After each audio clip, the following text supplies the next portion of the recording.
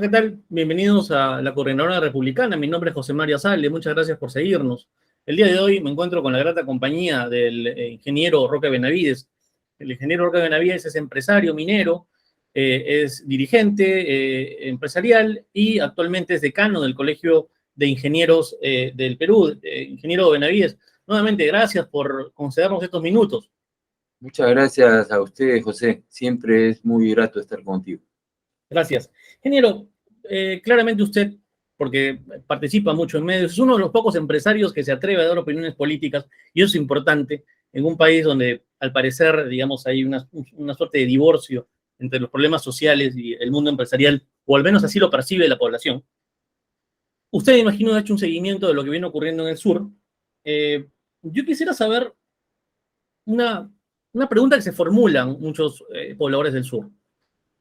Estos conflictos que se están dando a nivel en el sur peruano, ¿favorecen a alguien a nivel económico? Es decir, muchos dicen, producto de las huelgas en el sur, las inversiones mineras se van a ir o quieren ahuyentar la inversión minera, por ejemplo. Y se van a ir seguramente a Chile, porque Chile es un competidor en captación de inversión minera. ¿Esto es cierto o no es cierto? Yo creo que eso es una especulación. La verdad es que nadie se beneficia. La industria mundial de la industria minera no se beneficia y por lo tanto Chile tampoco es que puede calcular de esa manera beneficiarse a costa de perjudicar a la economía peruana. No, yo creo que esa es una especulación que no tiene mayor sentido. A mí me da la impresión que lo que hay acá es una cuestión absolutamente política, ideológica, que tiene que ver con Bolivia y que tiene que ver con el señor Evo Morales y con el Foro de Sao Paulo. Yo no veo otra explicación. Es curioso, José, que ni en Cajamarca, de donde viene el señor Castillo, ni en Junín, de donde viene el señor Cerrón, hayan habido estas protestas en esta magnitud. Es curioso que sea solamente en la frontera con Bolivia. Yo creo que acá hay algo premeditado, algo para generar mayor violencia, mayor inestabilidad. Creo que a lo mejor el señor Castillo tenía algún tipo de acuerdo con el señor Evo Morales, cosa que iría pues en contra de la soberanía nacional.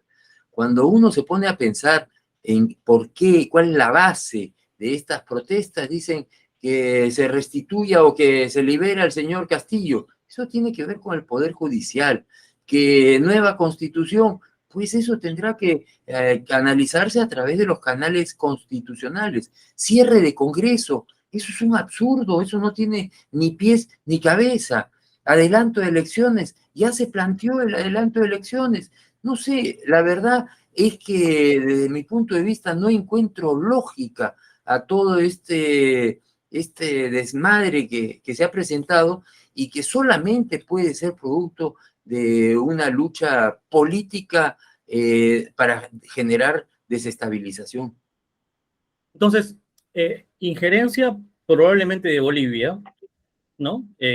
Al parecer habría gente del MAS, ¿no? Del partido del señor Morales, e incluso el señor Morales, que estarían promoviendo que pobladores bolivianos pasen la frontera y generar una situación, hablan de los ponchos rojos, ¿no? Para crear, digamos, caos y zozobra.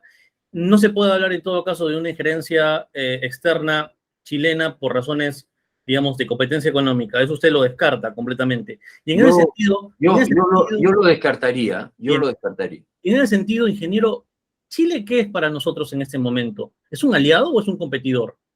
Chile es un potencial aliado y yo lo he repetido en muchas presentaciones.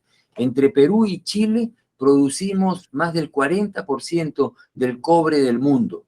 El cobre es el metal del futuro, el metal del medio ambiente, el metal de las energías alternativas, el metal que se va a utilizar en los carros eléctricos para evitar los combustibles y los motores a combustión que generan gases de efecto invernadero.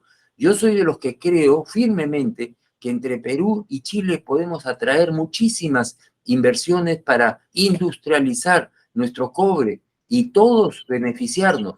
Yo no puedo creer que haya competencia en ese campo, todo lo contrario, tiene que haber cooperación y eso es lo que tenemos que transmitir a todos los peruanos y a todos los chilenos. Tengo entendido que incluso hay un hub de innovación minera En entre el Perú y Perú, Chile. en el Perú existe un hub de innovación minera y ahí participan muchas empresas mineras.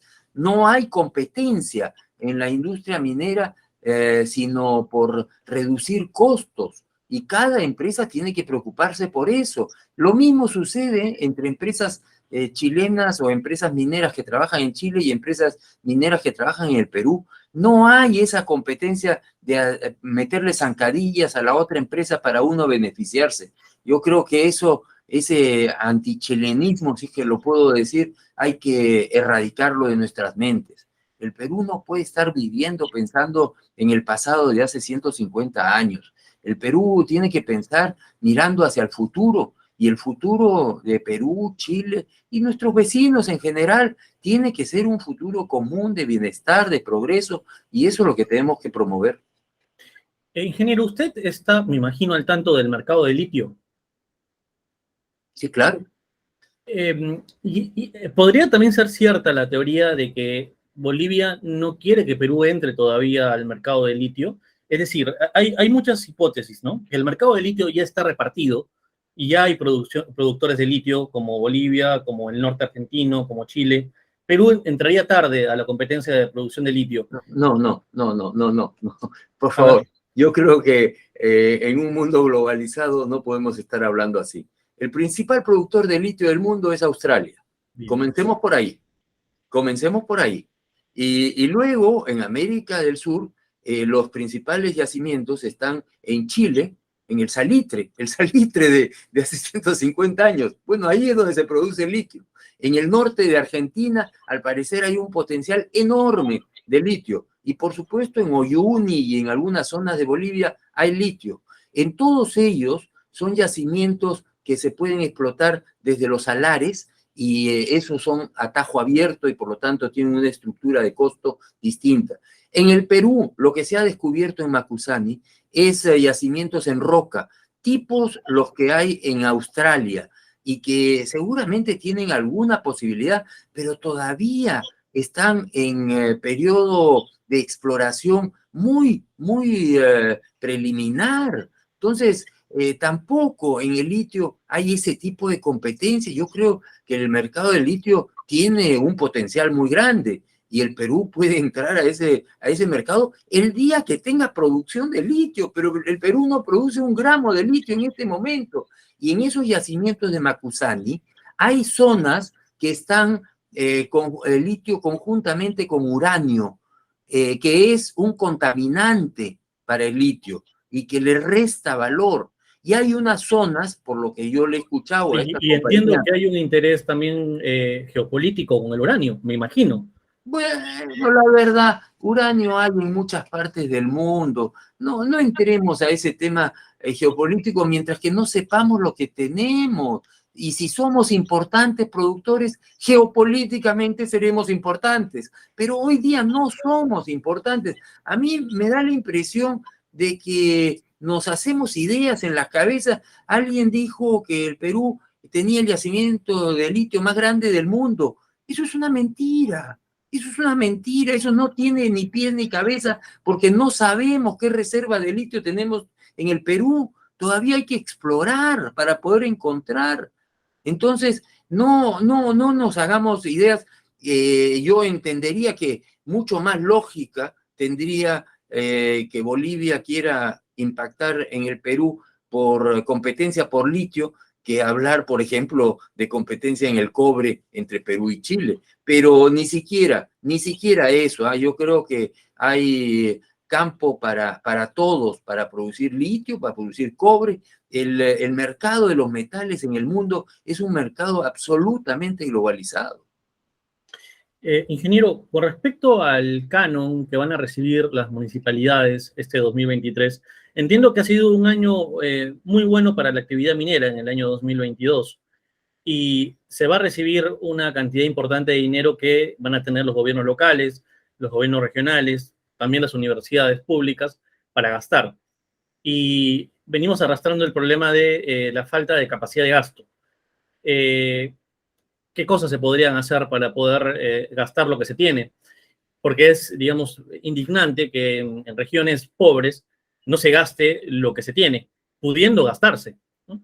Es evidente que hemos pasado y estamos todavía en una época con precios muy altos, que el cobre algo ha caído, el litio tiene mucho potencial, por supuesto, pero el oro y la plata están en precios muy, muy altos y por lo tanto todo eso puede beneficiar el hecho de que las empresas paguemos más impuestos. Y estoy hablando de la minería responsable, de la minería formal. De esos impuestos, el 50% del impuesto a la renta regresa a las regiones donde se produce vía canon.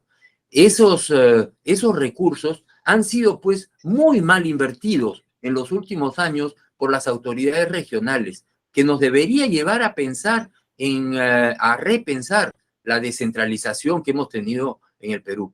Lo que es concreto es que las poblaciones en las zonas mineras no ven el beneficio de la industria minera, pese a que la industria minera está generando esos recursos.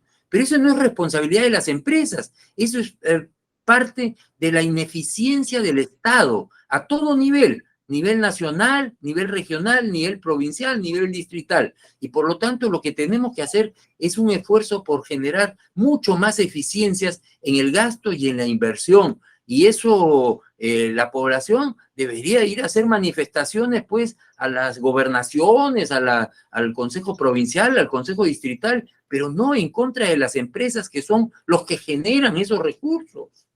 Es que es la percepción de la ciudadanía de que la empresa no da, pero la empresa sí da porque tributa, como usted bien menciona. Y ese tributo se va al canon. Y la presión social viene a la empresa y no a la autoridad política que tiene el dinero. No cabe la menor duda, porque las empresas formales, y entendamos de una vez por todas, no hay forma de evadir impuestos en la industria minera, porque todo pasa por las aduanas, y entonces se sabe perfectamente cuál es la producción, y así se puede calcular cuánto pueden ser las utilidades de las empresas. Las empresas formales, no las informales, no las ilegales, las empresas formales no tenemos forma de evadir impuestos y por lo tanto hay que ser conscientes de que no es contra las empresas contra las que deberíamos de irnos, sino a generar mayores eficiencias a nivel del Estado. Una solución que han implementado otros países es constituir fondos soberanos con el dinero que se obtiene de la extracción de materias primas, petróleo, etcétera.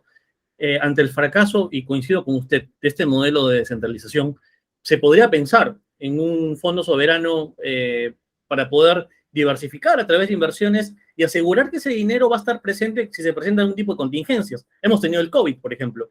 Si hubiéramos tenido un fondo soberano, hubiéramos podido utilizar dinero, bueno, tenemos reservas, ¿no? Pero con ese fondo soberano, producto de lo que se puede recaudar a partir de los impuestos por materias primas, se podría diversificar y garantizar que ese dinero va a estar ahí y no se va a desperdiciar con obras inútiles como el parque a la OJ, por ejemplo, ¿no?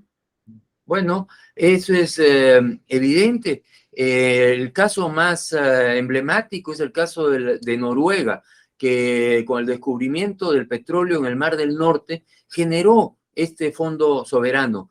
Pero en el Perú tenemos tantas necesidades de infraestructura, de educación, de salud, ¿por qué no decir de justicia y de seguridad? Que tenemos que invertir. Yo creo que el principal, lo más eficiente sería invertir en infraestructura, pero priorizar, como usted bien dice, no un monumento a la OJ, pues ni un monumento al sombrero, sino agua, desagüe, conectividad digital, electrificación. Son aspectos que deberían ser priorizados, pero es ahí donde viene que nuestro Estado no es todo lo eficiente que debería ser y que nosotros deberíamos de exigir esa eficiencia.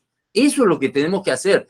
Seguramente si tenemos mucho más producción, podríamos generar un fondo soberano, pero no nos olvidemos que una de las instituciones que mejor funciona en el Perú es el Banco Central de Reserva del Perú, y no nos olvidemos que el Ministerio de Economía y Finanzas, con algunas falencias, también es una institución que funciona bastante bien en el Perú, y eso es lo que ha mantenido la estabilidad que tenemos. Confiemos en nuestras instituciones, seamos mucho más eficientes en la inversión y en el gasto.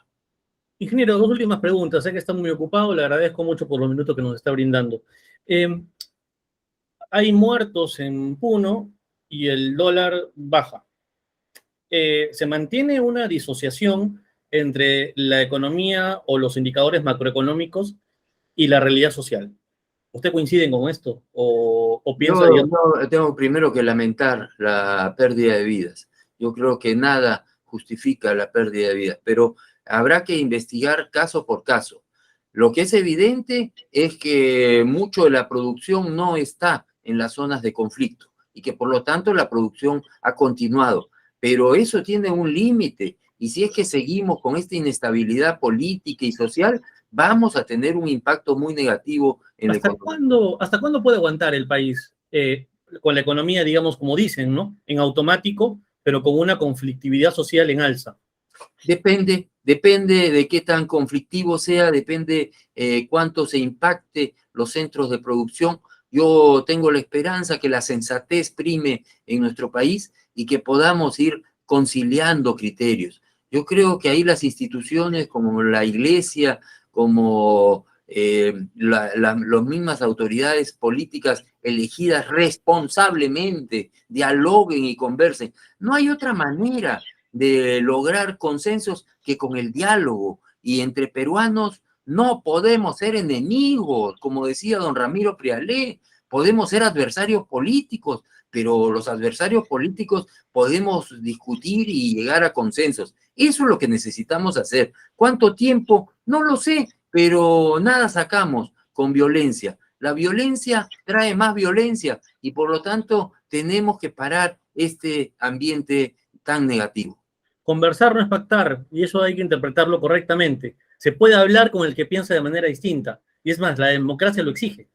Bueno, esos políticos como Ramiro Prialé tenían pues un fondo de raza, un fondo de querer que las cosas funcionen, de querer ser constructivos. No podemos ser destructivos, lo que estamos haciendo en este momento es destructivos, y eso no nos va a llevar a nada. Yo creo que la influencia extranjera del MAS y del señor Evo Morales de Bolivia no debe ser tomada en consideración. Creo que acá hay también temas que no hemos tocado, como son el contrabando, como es la minería ilegal, Toda como la es economía informal, en realidad, ¿no? el narcotráfico. Uno de los aspectos que no se ha enfrentado en el Perú, que es uno de los grandes males, es la informalidad.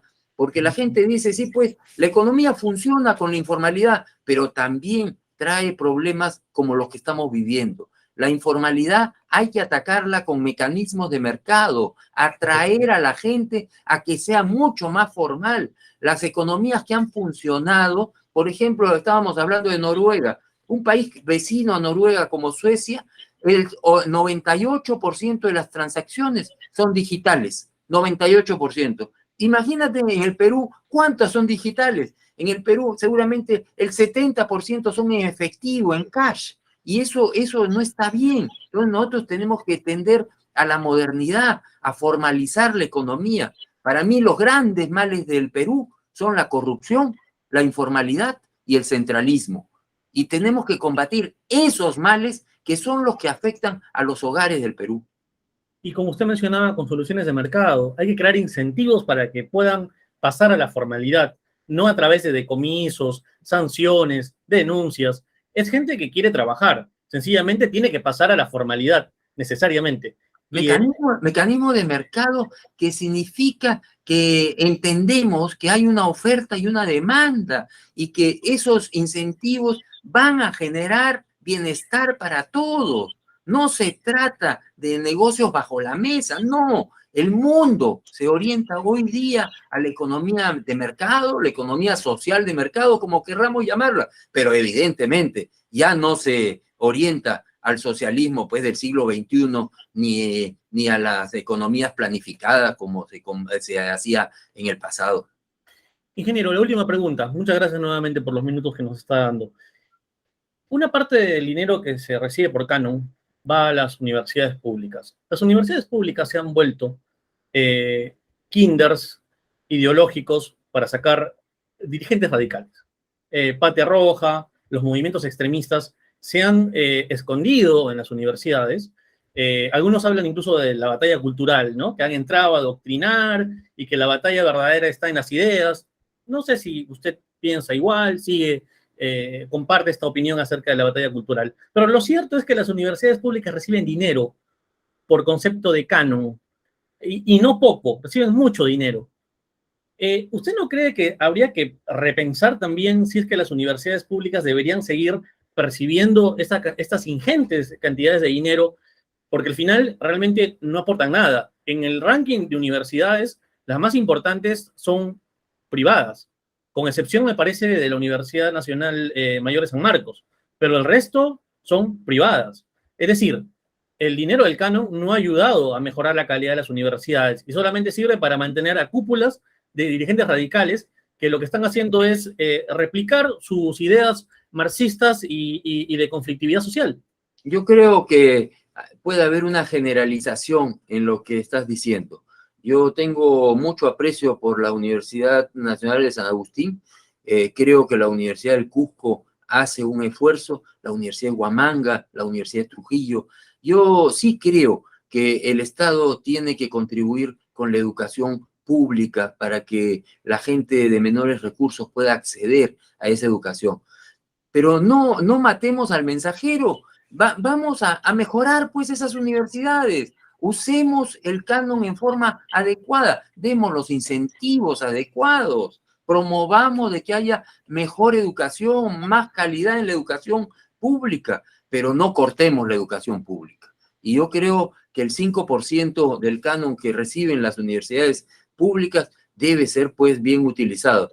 Yo me inclinaría por promover una mejora en la calidad de la educación con los recursos que pueda contar estas universidades.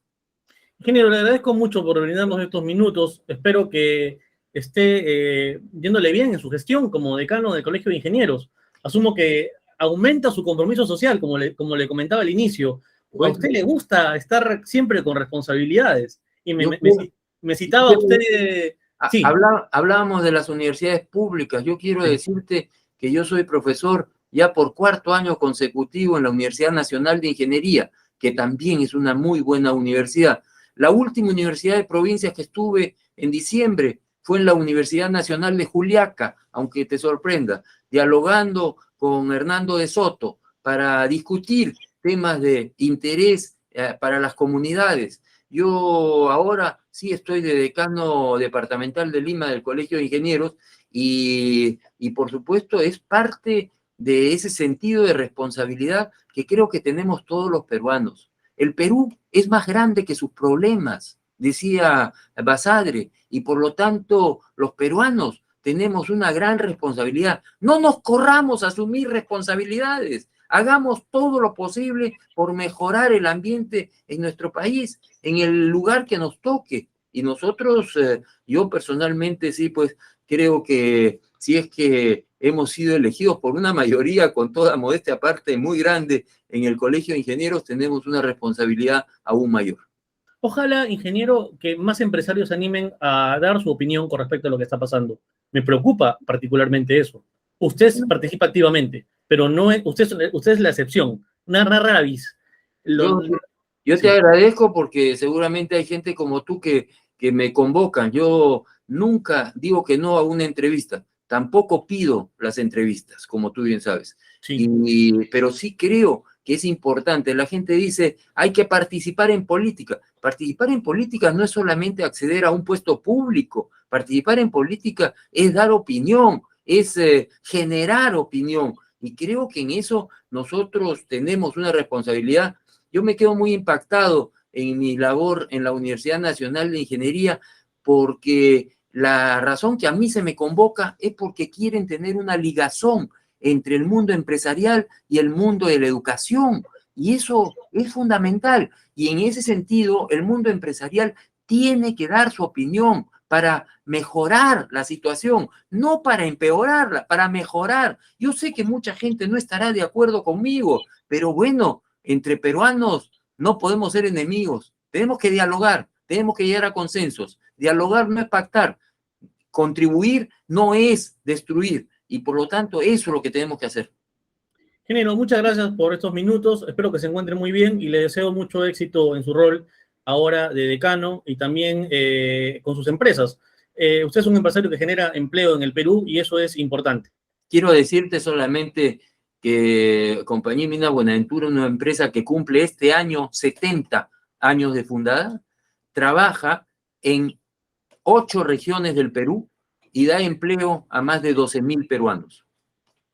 Bien, sabemos muy bien, al menos yo que soy de Arequipa, la importancia que tiene la actividad minera y sobre todo en Minera Buenaventura y la sensibilidad social que tiene la empresa a través de sus políticas de responsabilidad social. Yo he sido testigo de lo que hacen y en ese sentido hay que felicitarlos. Gracias, ingeniero. Muchas gracias. Un Hasta la abrazo. próxima. Gracias. Hasta luego.